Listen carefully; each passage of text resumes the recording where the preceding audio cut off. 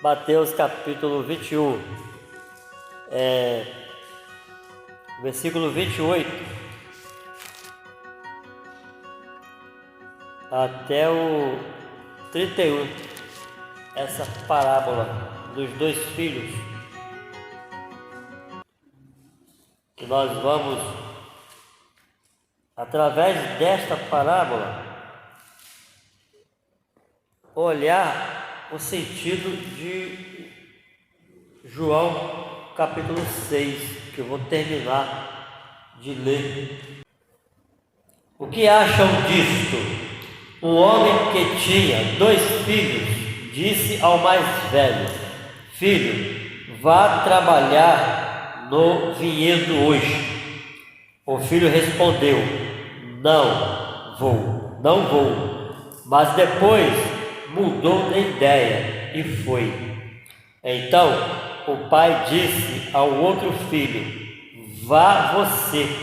E ele respondeu: Sim, Senhor, eu vou. Mas não foi. Qual dos dois obedeceu ao pai? Eles responderam: O primeiro. Então Jesus explicou: Eu lhes digo a verdade.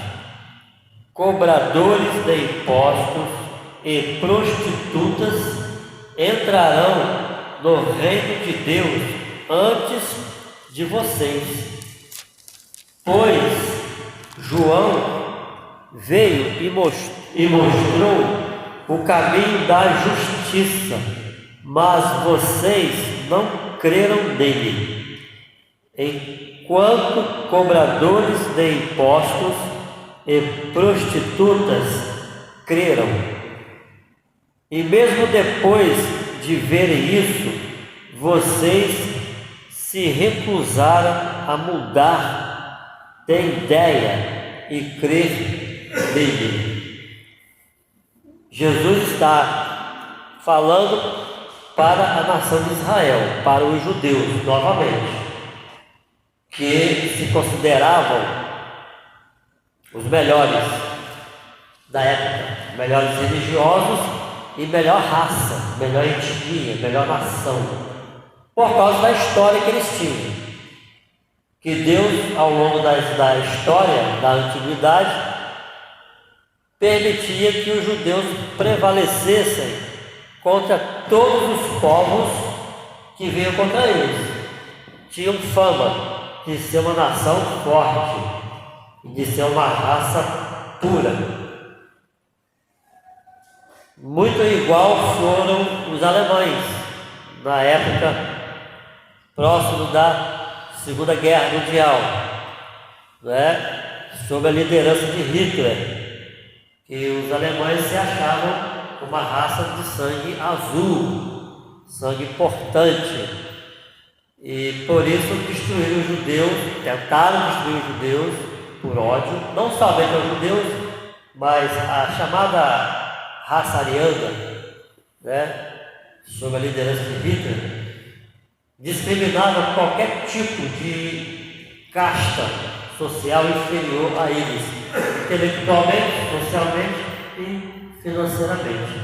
Os judeus tinham esse status na época, e eles discutiam com Jesus, porque Jesus aparentava dar muito valor mais aos pobres e especificamente aos pecadores, aos indignos, aos antissociais. Jesus então coloca essa parábola para ensinar aos judeus que, por eles se acharem especiais, eles estavam enganados por isso, porque as pessoas que menos esperamos, Jesus falou, vão entrar no céu antes de nós, na nossa frente, simplesmente pelo fato de acharmos que somos melhores que alguém. Então, na referência dos judeus, Jesus está dizendo para a sociedade: as pessoas que se acham que são as melhores ficarão para trás, e aqueles que parecem que são desprezíveis entrarão na cidade celestial primeiro. E talvez muitos dos considerados especiais nunca entrarão lá. A parábola dos dois filhos é isso. Aos que dizem sim a Deus na teoria, na prática negam aquilo que falam. O mundo sempre foi assim, na verdade, de pessoas que não fazem o que falam e não são aquilo que também anunciam de si próprio. Esse é o assunto de Jesus no exemplo dos dois filhos. Porque o primeiro era tão bom quanto mal, ou tanto mal quanto o segundo. A diferença entre os dois é que um se arrependeu, o outro não. Então esse foi o problema de Jesus com os judeus. Aí, indo para o texto de João capítulo 6, que nós vamos fechar essa leitura, que eu, no domingo passado não ia dar tempo mesmo. Aí é a partir do versículo 41. João 6, a partir do 41, que é o final da conversa de Jesus com os discípulos que estavam ali e os judeus também. Os irmãos devem se lembrar que eu disse no domingo passado que o Evangelho de João foi escrito 40 a 50 anos depois que Cristo havia sido crucificado, ressuscitado e sido levado ao céu. E eu admiro muito como que João conseguiu, 40 anos depois, escrever os detalhes da fala de Jesus. Não tinha gravador, não tinha câmera para filmar, e ele escreveu em detalhes, especialmente o capítulo 5, capítulo 6 e o capítulo 7 e o capítulo 8 de João. Eu admiro muito essas passagens, porque Jesus fala abertamente do que é o Evangelho. O que levou muitas pessoas a desistir de segui-lo por causa das verdades que ele falou para as pessoas da sua época. E igualmente é hoje também. E então, nessa parte final da sua fala, ele vai falar algumas coisas importantes, finalizando, que tem relação com a parábola dos dois filhos, dos dois irmãos, não é? Porque Jesus vai falar aqui algo para os judeus e para as pessoas que eles precisavam era viver a prática do reino de Deus. Muitos que seguiam Jesus fizeram como aquele primeiro filho. As pessoas sempre estavam dizendo sim para ele, mas na hora que elas foram provadas com as palavras de Jesus, elas não fizeram aquilo que aparentavam que iriam fazer, sendo fiéis discípulos dele, e desistiram. E muitos outros que não haviam dito nada creram nele, e que pareciam que não iam segui-lo, resolveram seguir, que foram os publicanos, que eram os cobradores de impostos, os que cuidavam do dinheiro público e praticavam corrupção, se arrependeram, não é? As pessoas envolvidas com prostituição, uma classe de sociedade que ninguém dava nada por elas, por aquelas pessoas, e elas entraram no céu, estão lá, não é? É assim o Evangelho de Deus. E uma coisa também que os judeus rejeitaram Jesus e a fala dele, porque também considerava ele filho de fornicação, porque Maria não teve relação sexual para ter Jesus, veio do Espírito Santo. Hoje é simples para nós entender isso, mas para eles que estavam naquela época vivenciando a experiência, não. Talvez nós também não acreditássemos que Maria tinha aquele bebê vindo do Espírito Santo, íamos duvidar dela, íamos pedir explicação. Nunca soubemos que ninguém teve filho sem relação sexual. Você então é a primeira. A gente ia duvidar dela. E tem muita gente que gostaria de ser uma Maria na vida, mas ia suportar a difamação, a discriminação? Ia, não é? Então assim, e José também.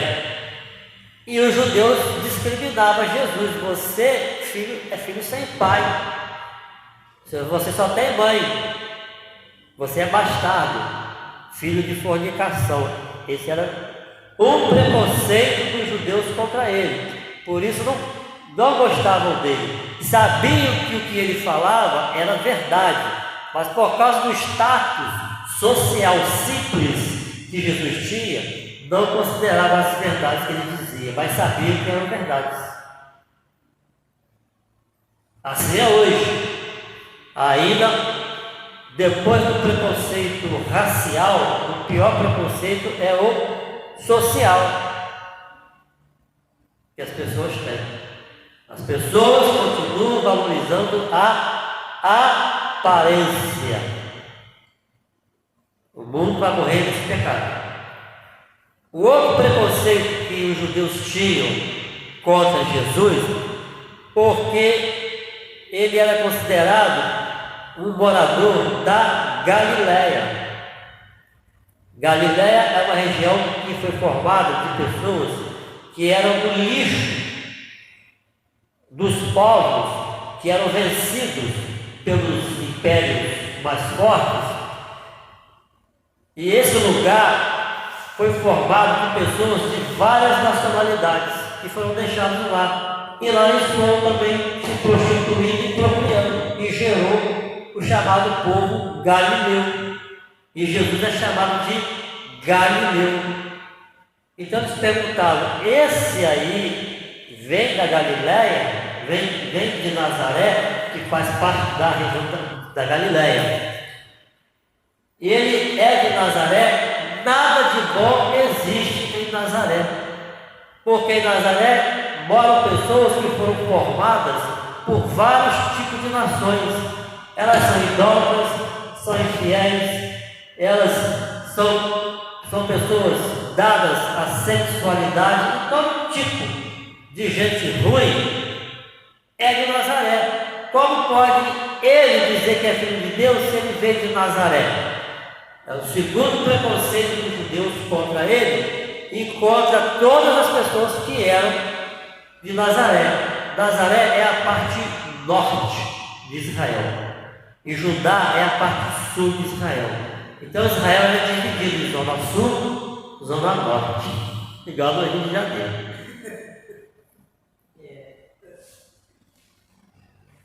As pessoas da zona sul discriminam as pessoas da zona norte? Com certeza. Tem alguma coisa boa na zona norte? Tem bandido. Mas na zona sul serve cocaína na bandeja nos restaurantes mais chiques que existe lá. Teve uma pessoa envolvida em política numa época que teve a coragem e a infelicidade de falar isso em público. É uma discussão no Congresso Nacional. Mas ele falou, porque ele sabia. Assim. Mas Jesus conhecia todos os tipos de pessoas. Então ele falava abertamente a verdade para as pessoas. As que se escondiam na aparência do status social não se agradaram dessas falas. E aqueles que tinham entre aspas, né, o estigma de serem os indesejáveis, aceitaram bem as palavras de Jesus, se arrependeram, como foi aquele segundo filho da parábola que tinha dito não, mas voltou atrás e obedeceu o que o pai havia mandado fazer. E a relação é esta: há muitos que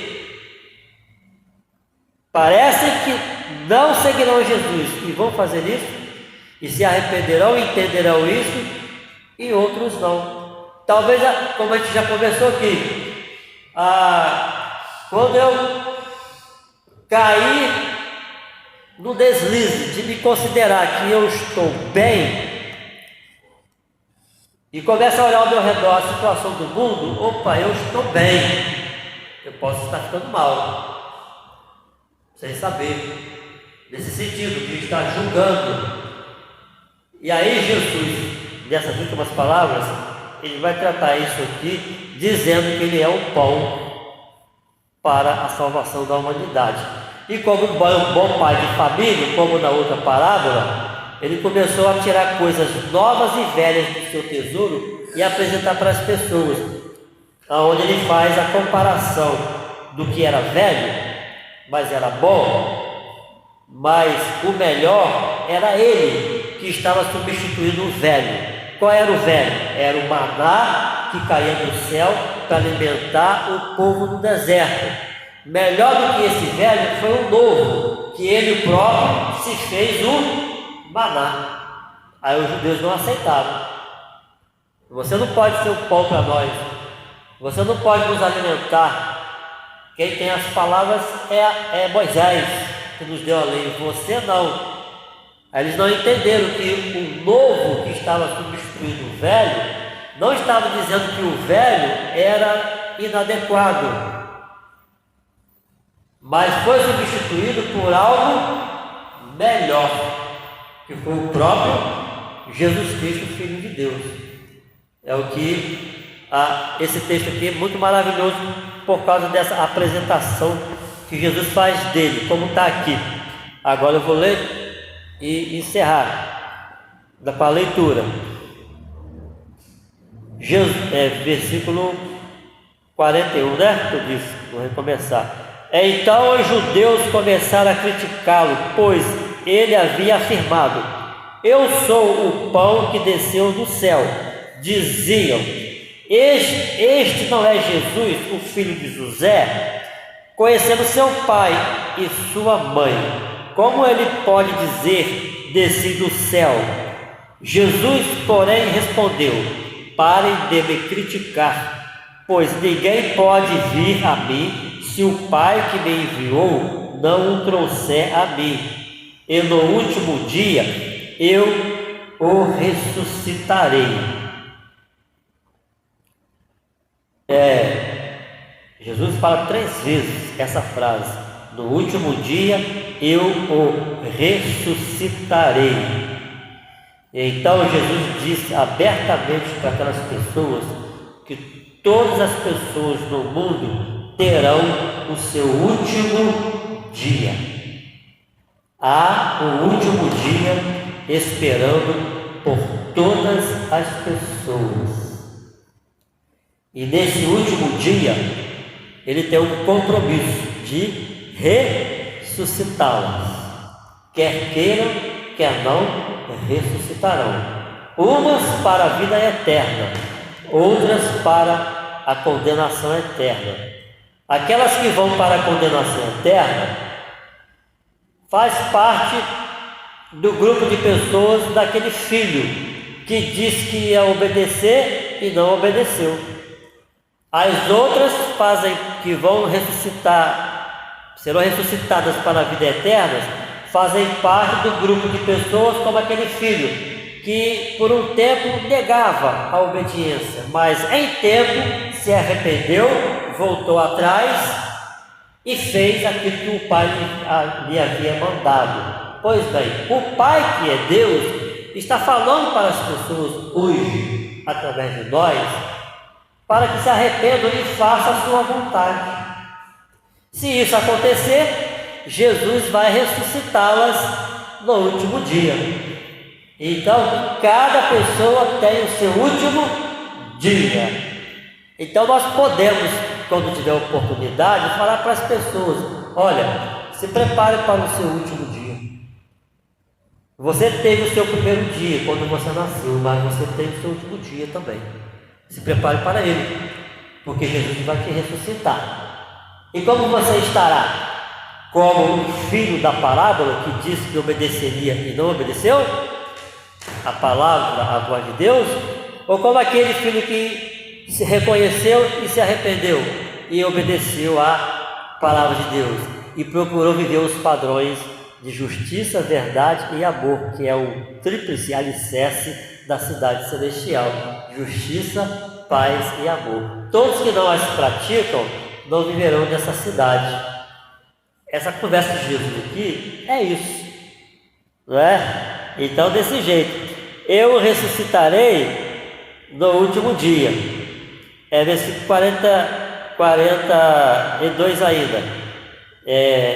43. Eu vou repetir o 44, na verdade. Pois ninguém pode vir a mim, se o Pai que me enviou não o trouxer a mim.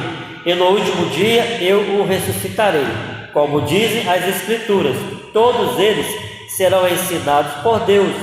Todo aquele que ouve o Pai e aprende dele, vem a mim. Não que alguém tenha visto o Pai, somente eu, que fui enviado por Deus, ouvi. Eu lhes digo a verdade: quem crê tem a vida eterna. Sim, eu sou o pão da vida. Seus antepassados comeram maná no deserto, que não serve mais, mas morreram. Quem comer o pão do céu, no entanto, jamais morrerá. Eu sou o pão vivo que desceu do céu. Quem comer deste pão viverá para sempre. E este pão que eu oferecerei para que o mundo viva é a minha carne. Então os judeus começaram a discutir entre si a respeito do que ele queria dizer. Como pode esse homem nos dar sua carne para comer? Perguntavam. Então Jesus disse novamente: eu lhes digo a verdade: se vocês não comerem a carne do Filho do Homem e não beberem o sangue do Filho do Homem, não terão a vida em si mesmos. O sentido aqui de beber o sangue e comer a carne do Filho do Homem está relacionado à obediência. Quando eu estou obedecendo, eu estou comendo o seu corpo, bebendo o seu sangue. Porque para obedecer, às vezes a gente sofre, tipo o sacrifício da cruz. É isso que ele estava dizendo. Por isso que muitos desistem, porque às vezes a gente sofre por obedecê-lo. Isso é o sangue e é o corpo dele. Por isso que alguns desistem, acham difícil obedecer. Mas quem come a minha carne e bebe o meu sangue terá a vida eterna. E, segunda vez, e eu o ressuscitarei no último dia. Pois minha carne é verdadeiramente comida e meu sangue é verdadeiramente bebida. Quem come minha carne e bebe meu sangue permanece em mim e eu nele. Eu vivo por causa do Pai, que vive e me enviou. Da mesma forma, quem se alimenta de mim viverá por minha causa. Eu sou o verdadeiro pão que desceu do céu. Ele repete de novo: seus antepassados comeram maná e morreram. Quem comer este pão não morrerá, mas viverá para sempre. Ele disse essas coisas quando ensinava na sinagoga de Cafarnaum. Muitos de seus discípulos disseram: sua mensagem é dura. Quem é capaz de aceitá-la? Jesus, sabendo que seus discípulos reclamavam disse: isso os ofende? Então, o que pensarão se virem o Filho do Homem subir ao céu, onde estava antes somente o Espírito da vida? A natureza humana não realiza coisa alguma, e as palavras que eu lhes disse são Espírito e vida. Vivemos pela palavra de Deus. Hoje, a sua palavra escrita, a Bíblia. Mas alguns de vocês não creem em mim, pois Jesus sabia desde o princípio quem não acreditava nele e quem iria traí-lo. E acrescentou: por isso eu disse que ninguém pode vir a mim, a menos que o Pai o dê a mim. Nesse momento, muitos de seus discípulos se afastaram dele e o abandonaram. Desistiram da fé, foram embora, saíram da igreja. A coisa mais difícil para os pastores da modernidade é falar a verdade para os irmãos, principalmente quando tem que falar pessoalmente e é necessário. Sabe o que eles dizem? Vão embora da igreja. E vão embora. O que fazer? Não é? Cada vez mais está difícil. Se os pastores não quiserem esvaziar as suas congregações, alguns vão continuar omitindo a verdade. Depois não quero estar perto dele, não, bem longe. Não é? Porque as pessoas têm se feito pastores de si próprios. Já naquela época, não é? Naquela época, o abandonaram. Então Jesus se voltou para os 12 e perguntou: vocês também vão embora? Não ia sobrar ninguém, só 12. Simão Pedro respondeu. Aqui é um dos textos aonde surgiu o papado. Esse é mais um. É nisso aqui que criou-se o papado, né? Da confissão de Pedro, que Pedro vai dizer agora. Simão Pedro respondeu: Senhor, para quem iremos? O Senhor tem as palavras da vida eterna. Nós cremos e sabemos que o Senhor é o Santo de Deus. Essa expressão aqui do apóstolo Pedro, ela é chamada de doutrina. É doutrina do credo, da confissão que Jesus é o Filho de Deus, nascido da Virgem Maria, crucificado, sepultado e ressuscitado ao terceiro dia. No passado aconteceu um concílio para decidir se de fato essa confissão de Pedro era verdadeira e se de fato Jesus era divino. Isso aconteceu numa época chamada de Concílio de Nicéia. Houve uma grande discussão e muita briga, muito quebra-pau, para discutir essa confissão de Pedro aqui, sobre Jesus. Depois nasceu a estrutura do bispado, pontífice, e como está hoje a estrutura aí dessa confissão, e uma outra que existe parecida com essa. Só tu tens as palavras de vida. Então Jesus disse: eu escolhi vocês 12, mas um de vocês é um diabo. Ele se referia a Judas, filho de Simão Iscariotes, um dos 12 que mais tarde o trairia. Aleluia, glória a Deus.